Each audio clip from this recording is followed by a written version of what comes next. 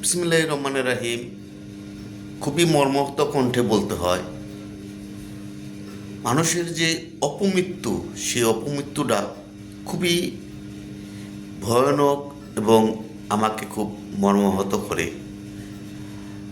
এই গত 3 দিন আগে আমাদের গ্রামের 3জন মানুষ মারা গিয়েছে।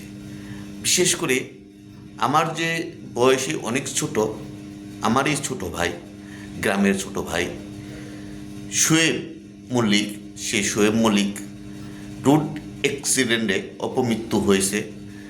এবং আরও মুক্তিযোদ্ধা মোহর খান কালো কাকা, সেও ইন্তেকাল করেছে।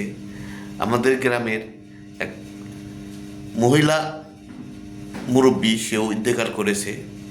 আমি মহান সৃষ্টিকর্তার কাছে বলবো, এই মাহে রমজান উপলক্ষে তিনি যেন সবাইকে জান্নাতবাসী করে।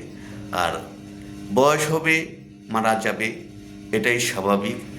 আল্লাহ আমাদের চিরদিনের জন্য এই পৃথিবীতে পাঠায়নি, তাই মহান আল্লাহ তাআলা যেন এরকম অপমৃত্যু দিয়ে মানুষের যে মা বাবার ভিতরে যে একটা দুঃখ, পুত্র হারানোর যে একটা দুঃখ, সেই দুঃখটা সইবার যেন ধৈর্য ধারণ করার জন্য তৌফিক দেয় এবং তারা যেন স্বাভাবিক জীবনে চলতে পারে, এটাই মহান সৃষ্টিকর্তার কাছে বলবো।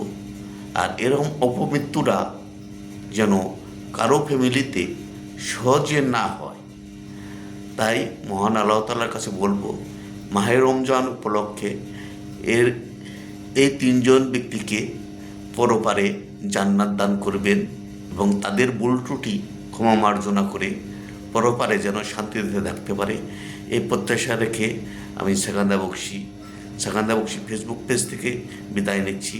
দেখা হবে অন্য কোনো ভিডিওতে। ভালো থাকবেন। আল্লাহ হাফেজ। আল্লাহ আমাদের মঙ্গল করুন।